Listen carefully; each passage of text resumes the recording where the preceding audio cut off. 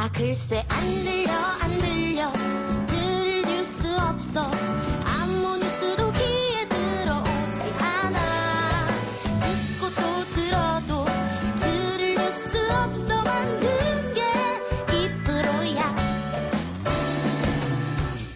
이동영의 뉴스 정면 승부.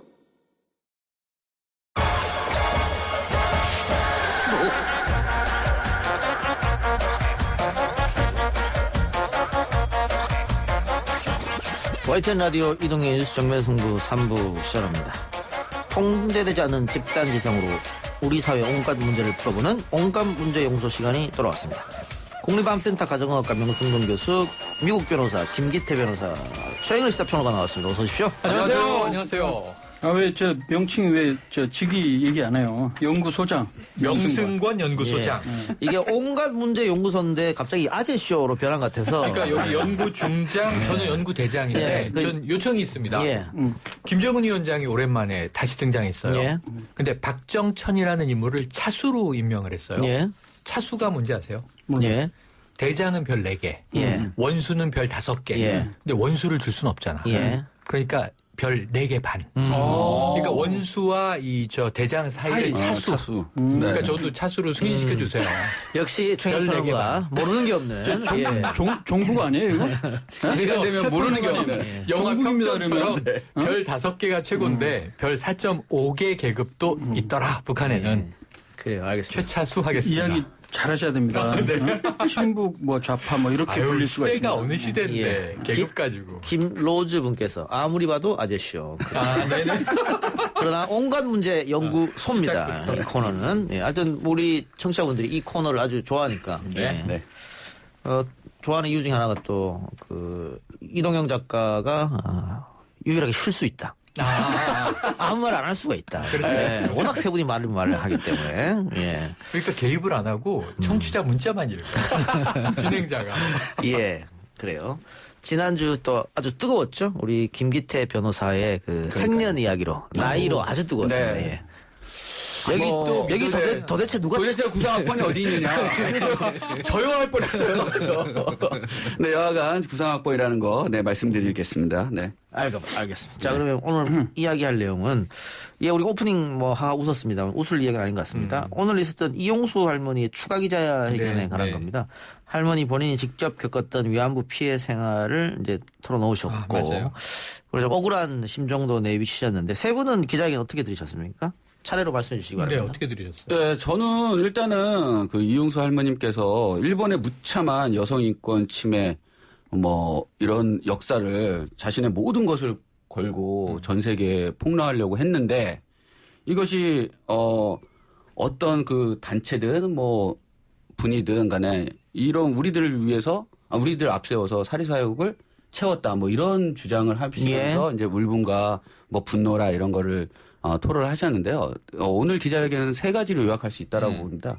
1992년 정대협이라고 아시겠지만 정신대 문제 대책 협의회에서 모금 활동을 하는데 일단 우리는 그 모금 활동의 성격 자체도 모르고 우리는 따라다녔다. 요거 하나. 그다음에 일본의 만행을 하기 위해서 좀 더 부각시키기 위해 성노예라는 표현을 썼는데 나는 성노예라는 표현을 쓰지 말아야 된다고 수차 반대를 해왔다. 예. 그리고 아시겠지만 윤미향 당선인은 지금 국회의원이 된 것이 사리사욕을 위해서 국회의원에 출마한 거다라는 3가지로 요약할 수 있다고 생각합니다. 예. 그래서 본 느낌 어떠냐고요? 느낌은 안타깝다. 예. 네, 저는 그 한마디가 가장 좋을 것 같습니다. 뭐 여러 가지 의혹도 있고 10개가 넘는 의혹도 있고 그리고 할머니 또 입장도 있는데 이렇게 30여 년 동안 일본인 위안부 해결을 위해서 노력하신 뭐 단체나 또 개인이나 그런 노력이 있는데 또한 또 할머님들이 또 그러한 어떤 이용을 당했다라고 하시면서 얘기하시는 모습을 보고 그냥 안타깝다라고 표현할 수 예, 있습니다. 오늘 할머니 이 내용을 보면 이제 방금 말씀하신 대로 울분과 경로, 뭐 감정을 토로한 것인데 이 윤미향 당선인의 여러 가지 의혹들 중에 뭐 구체적으로 이런 게 잘못됐다 이런 얘기는 없었어요. 그래서 저는 그래서 3가지라. 저는 안타깝다로 끝나면 안 돼요. 예. 저희 김기태 미국 변호사시라서 그런지 모르지만 안타까움을 넘어서 그렇죠. 네. 우리가 다 함께 반성하자. 네네. 왜냐하면 이 할머니의 트라우마는 풀리지 않았다. 사실 평생 풀릴 수 없는 거죠. 그 14살 나이에 일본군에게 끌려가서 가미가제 특공대 얘기까지 나옵니다. 그러면서 엄마라고 울부짖었는데 그게 내 귀로 들리는지 내 마음속에 머릿속에 들리는 건지 지금도 나는 모르겠다. 하지만 그때 그 울부짖었던 장면이 할머니가 굉장히 기억력이 좋으세요. 1992년 이제 6월 25일에 당시 윤미향 간사를 처음 만났던 날부터 쭉 이제 기억을 하고 계세요. 그런데 이 할머니의 이 아픔을 우리가 아직도 조금이라도 풀어드리지 못했구나. 여기에 대해서는 우리가 반성을 우리 사회가 국가가 또는 시민단체가 윤미향 당선인까지 함께 해야 한다. 그래서 이제 이 할머니에 대한 마음은 정말 우리가 뭔가 방법을 좀 달리해야 될 것 같다. 하나. 두 번째는 할머니 이제 주관성이 있으세요. 오늘 이야기는 전적으로 할머니 입장에서 이야기를 하신 거예요. 30년 전부터 그 아이들, 학생들의 돈을 모금하는 게 부끄럽고 마음에 걸렸는데 지금도 걸리시는 거예요. 할머니는. 그런데 그 돈이 어디 쓰였는지 모른다예요. 할머니는. 그리고 최근에 본인이 7일 날 기자회견을 하신 이후에 예. 언론에 쏟아지는 의혹을 보고 본인이 놀랐다는 거예요. 네. 근데 그건 할머니가 따질 수 있는 문제가 아니어서 아니죠. 네. 검찰이 수사해서 법적 처리를 하기 바란다. 이건 검찰의 영역, 법의 영역으로 넘겼어요. 그러니까 사실은 지금 이 제3관계 의혹, 유용 착복 의혹은 이거는 다른 영역에서 객관적으로 밝혀야 돼야 될 숙제로 남았어요. 그러니까 할머니는 세 번째로 운동 노선을 얘기했어요. 정신대 문제를 왜 얘기한 거냐면 정대협이 왜 지금도 정대협일까? 저도 좀 궁금했어요. 정신대 문제 대책협의회. 네. 근데 그 이후에 우리는 정립을 했어요. 이 근로정신대 할머니들은 공장노동으로 끌려가서 임금을 받지 못하고 착취당한 분이고 예. 강제징용 노동자 배상 때 이 근로정신대 할머니도 이번에 배상 판결이 난 게 있어요. 근데 이제 위안부 피해자 문제 좀 다르죠. 예. 그 성노예라고 부르지 말자라는 얘기를 오늘 하셨는데 그게 또 그쪽에서 정대협 쪽에서는 미국에 이것을 알리려면 일본군 성노예라고 하는 것이 올바른 지칭이다라고 해서 그런가 보다 했다는 거예요. 그러니까 예. 할머니의 주관적인 주장을 받아들이되 좀 정신대, 위안부 피해자, 일본군 성노예 여기에 대해서는 과거에 우리가 역사적 규정을 해왔거든요. 이게 그냥 묻어서 온 건 아니에요. 그런데 한 번쯤 다시 명확하게 하고 위안부 피해자 할머니들을 다루는 제가 보기에는 공공 조직이 필요하다고 생각이 들었어요. 정부 차원에서 이분들의 여생을 담당해라. 예. 그동안 우리가 너무 시민단체한테 맡겨놓은 거 아닌가. 윤미향 이 당선인 대표와 전 대표 이사장과 할머니들의 관계가 좋을 거라고 생각했는데 물론 애증이 있을 거라고 봐요. 하지만 그렇게 살갑지 않았다. 이게 이제 최근에 19일 날 찾아가서 용서를 구하는 장면. 용서받았다. 하지만 나 용서한 게 아니다. 이 대목에서 보면 상당히 좀 인간적인 갈등이 보입니다. 그러면 할머니들이 편한 쪽으로 케어해 드려야죠. 그걸 따로 잡고 예. 그리고 이 할머니가 수요 집회를 하지 말자는 얘기가 아니다. 일본에 하는 얘기입니다. 일본 사죄하라, 일본 배상하라 맞는데 무엇에 대해서 사죄하고 배상하라는 것을 명확하게 한일 학생들에게 교육적 차원으로 알리자. 그러니까 그냥 이 시위 데모가 아니라 교육적인 방식으로 좀 운동 노선을 바꾸자라는 할머니의 제안으로 받아들이고 저는 이 좋은 방안을 할머니 스스로가 이 여성인권 운동가신 거거든요. 맞습니다. 이 방향도 우리가 받아들이자. 예. 다만 이제 그동안 의혹이 제기됐던 것과는 상당히 동떨어진 기자회견이다. 예. 이 문제는 언론과 검찰 그리고 나머지 윤미향 당선인과 정대협 측이 해결하라. 이렇게 얘기하고 싶습니다. 예. 뭐 성노예라는 표현은 또 국제사회에서 각종 원어에 슬레이브라는 표현을 쓰니까 영어에 그렇게 쓰기 유엔에서 때문에. enforced sex slaves라고 얘기를 해서 강요된 성노예들 뭐 노예 이렇게 표기가 되어 예, 있습니다. 그러니까 그 표기가 아니면 또 국제사회에 이런 네. 일본이 극악무도한 행동을 했다는 걸 알려주기 힘들다 이런 얘기잖아요. 알겠습니다. 예, 명석은 박사님. 예, 저는 보니까 사실 정신대와 그다음에 위안부 이게 전혀 다른 예. 별개의 것이었는데 이용수 할머니도 뭐 그런 식으로 얘기를 했죠. 어제 저녁 가만 생각해 보니까 정신대 대책협의회가 정신대 문제만 다뤄야지 무슨 권리로 위안부 피해자를 이용했느냐. 이게 핵심이거든요. 지금 가장 불만이 뭐냐면 맨 처음에 시작된 거는 92년인가 91년도에 한국정신대 협의회가 만들어진 건 맞아요. 그런데 잘 아신 대로 정신대라는 거를 많은 사람들이 헷갈리는 게 위안부까지 이야기하는 그런데 원칙적으로는 정신대라는 거는 그 당시에 일본군에서 강제 노동을 한 그런 여성들과 그 나이 어린 사람들을 그걸 이제 정신대라고 불렀던 건데 그거 말고 따로 위안부는 따로 있는 것인데 자신들은 그래서 위안부지 정신대 쪽이 아니었는데 이걸 이용한 거 아니냐 이렇게 지금 예. 문제 제기를 하고 있는 부분이거든요. 근데 용어 정리를 조금 이제 예. 하다 보면요. 예. 정신대는 전쟁 당시 일본이 식민지 여성을 강제 동원해 만든 무리로 정의되어 있습니다. 예. 그렇죠. 근데 문제는 여기 주로 뭐냐면 근로노동이었죠. 여기 정의가 무엇을 목적으로 식민지 여성을 강제 동원했는지는 알 수 없이 뜻이 상당히 모호합니다. 예. 왜냐하면 게다가 영화 허스토리의 귀순 할머니처럼 처음엔 순수하게 노동력 제공을 목적으로 정신대로 끌려갔다가 위안부가 된 경우도 있기 때문에 예. 이게 좀 그 표현 자체가 좀 모호해서 이걸 좀 바꿔야 되지 않냐라는 말이 많이 있었는데 예전에 같이 썼죠. 네, 그러니까 그래서 그렇게 하면서 네. 이용수 할머니 입장에서는 네네네. 위안부에 대한 그 문제를 집중해서 얘기해 줄 줄 알았는데 그것이 혼용되면서 자꾸 위안부에 대한 거를 이용을 하는 거 아니냐라고 지금 이제 문제 제기를 하고 있는 거죠. 근데 제가 좀 아쉬운 거는 그거예요. 사실 그 이용수 할머니가 진짜 주장하는 대로 윤미향 그 당선인을 포함해서 정의기억 연대가 진짜로 그 할머니들을 진짜 이용할 목적으로 자신들의 어떤 뭐 또 다른 돈벌이를 목적으로 한 거 그거라고 보기에는 좀 어려운 부분이 있거든요.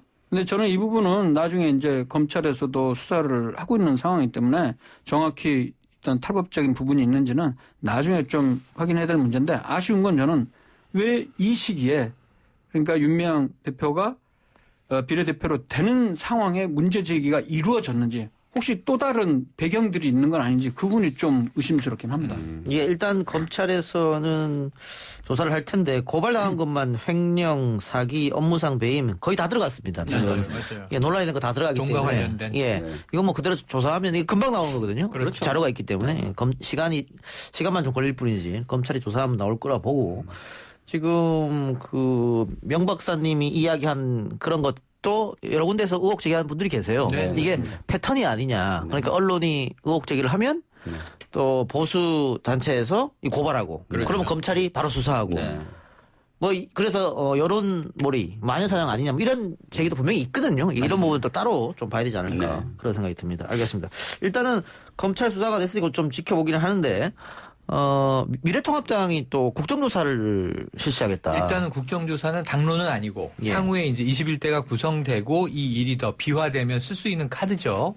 하지만 명백하게는 이게 국정조사의 대상이 되기는 어렵다. 그러니까요. 정치 공세다 이렇게 보는데 오늘 마침 이용수 할머니가 기자회견을 하는 당일날 일단은 이 문제 정대협 이 정의연 문제에 대해서 TF를 꾸렸죠. 그래서 이제 진상규명 TF. 여기서는 지금 일단은 곽상도 의원이나 개별적인 차원에서 의혹 제기를 여러 차례 했잖아요. 지금 이제 윤미향 당선인의 주로 이 주택 구입 문제. 2012년에 구 아파트를 처분하고 새 아파트를 샀는데 예. 경매로 낙찰받은 이 아파트를 2억 원이 좀 넘는 가격인데 대출을 안 끼고 이제 뭐 현금으로 샀더라. 이런 의혹을 제기해서 거기에 대해서는 18일 날 오전에 윤미향 당선인이 해명을 했어요. 예. 간단해요. 옛날 집 팔고 그걸로 새 집 샀다. 예. 옛날 집은 1억 8천만 원 상당이고 새 집은 2억이 좀 넘으니까 차익이 있습니다만 어쨌든 뭐 현금이 있으면 지불하고 예. 사는 거죠.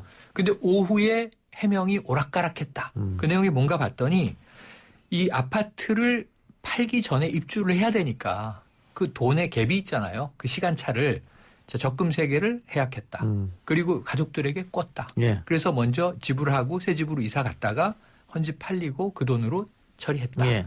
근데 이게 보통의 일반적인 수순이거든요. 네. 그 오전과 오후의 이 해명이 오락가락한 게 아니고 오전의 해명은 심플했고 오후의 해명은 좀 디테일했죠. 그 차이가 이제 있는 걸 가지고 어쨌든 공격을 또 받았어요.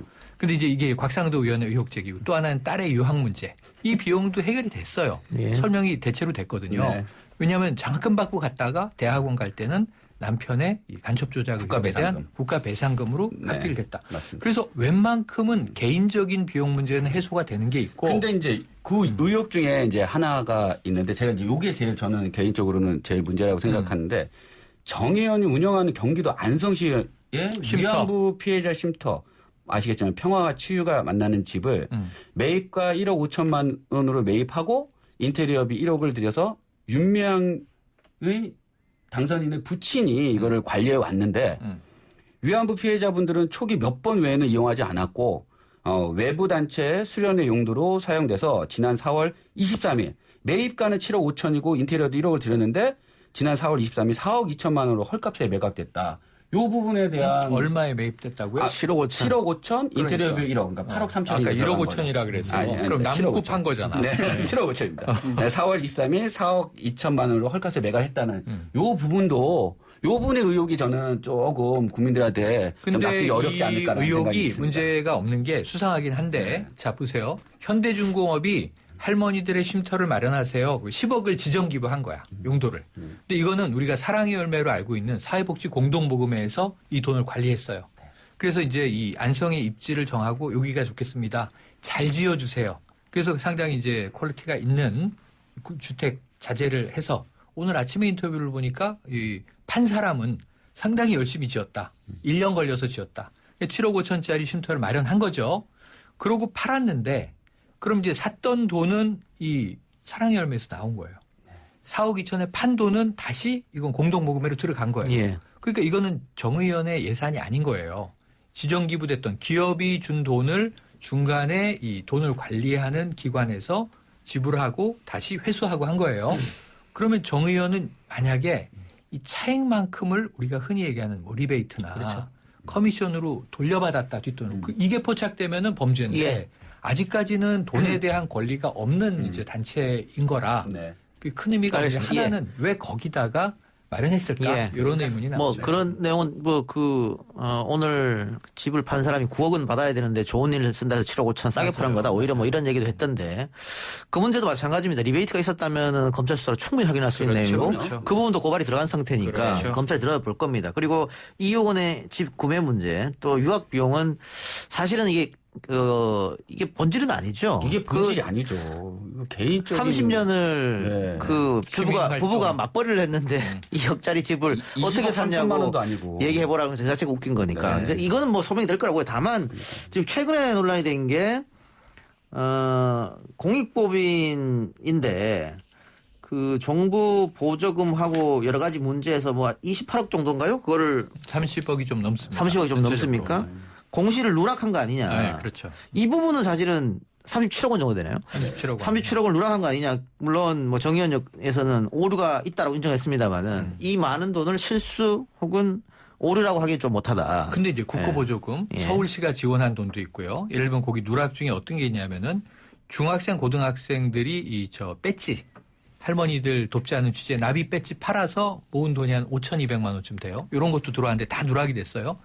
근데 예를 들면 정부에서 들어온 돈, 지자체에서 들어온 돈, 학생들이 모금해 준 돈을 누락을 하고 그걸 착복할 수 있을까? 그러니까요. 예. 그래서 지금 실수라고 한 것 같은데 거기다 또 윤미향 씨 개인 계좌로 받은 게 또 있단 말이죠. 조의금이죠. 조의금. 예, 조의금. 할머니 돌아가셨을 때 상주 예. 명목으로. 근데 그거는 그 검찰에서 영수증을 달라고 하면 입증하기 쉽지 않습니다.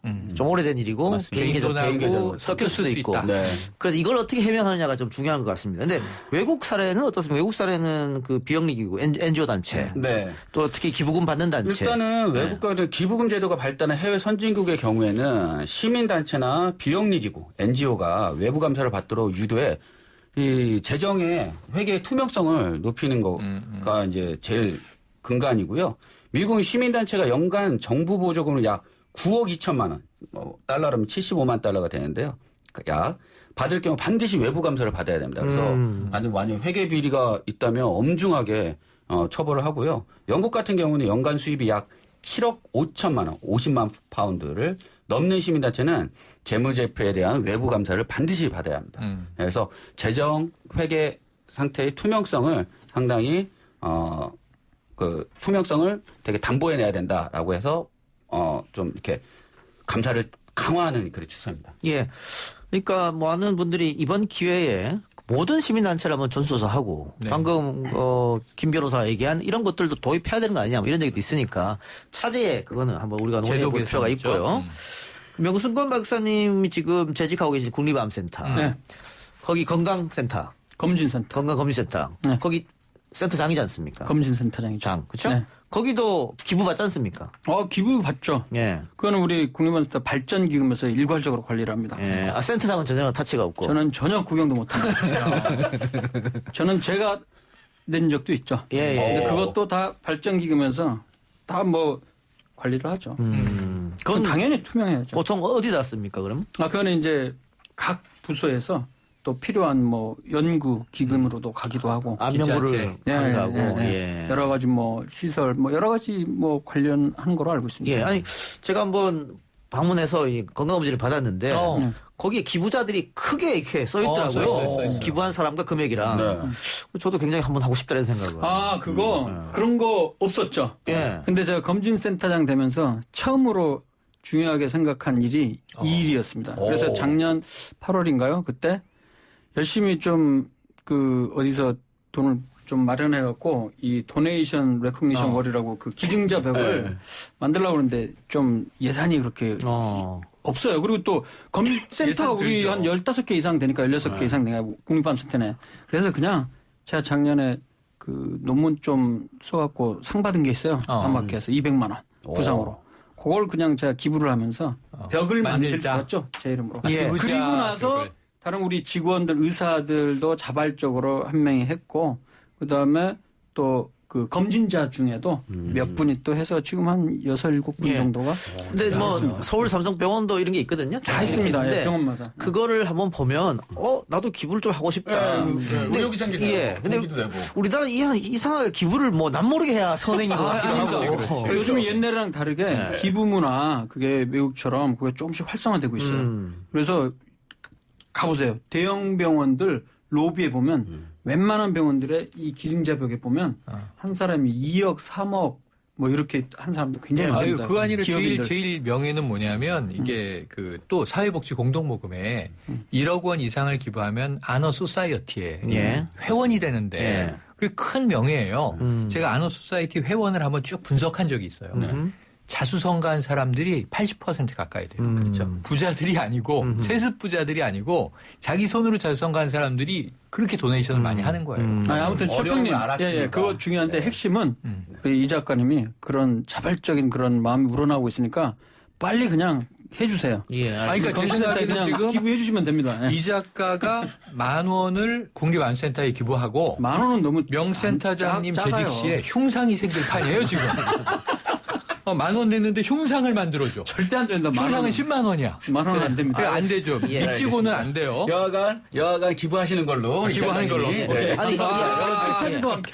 근데 제가 왜 이런 말씀 드렸냐면 역시 뭐 이런저런 논란이 생기고 뭐 정의연뿐만이 아니고 나눔의 집 논란이 생겼잖아요. 나눔의 집도 논란이 그러다 보니까 뭐 앞으로는 기부를 안 하겠다. 뭐 이런 분들이 좀 생겨서 안타까운 마음에 제가 한번 이런 말씀을 드려봤습니다.